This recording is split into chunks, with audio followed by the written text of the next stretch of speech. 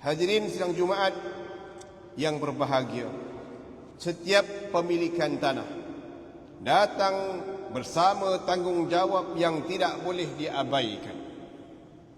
Tanggungjawab ini meliputi aspek penjagaan, penggunaan dan pematuhan kepada peraturan yang telah ditetapkan oleh pihak berkuasa. Kepatuhan ini amat penting bagi memastikan keseimbangan sosial terpelihara dan keharmonian dalam kehidupan bermasyarakat dapat dikekalkan. Menjelaskan cukai tanah bukan sekadar memenuhi tuntutan undang-undang, bahkan mencerminkan nilai integriti dalam mengurus harta.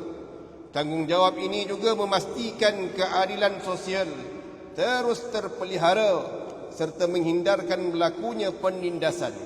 Apabila setiap individu melaksanakan tanggungjawab ini dengan baik, maka akan terbentuklah masyarakat yang berdisiplin, bersatu padu dan hidup dalam suasana yang aman serta sejahtera.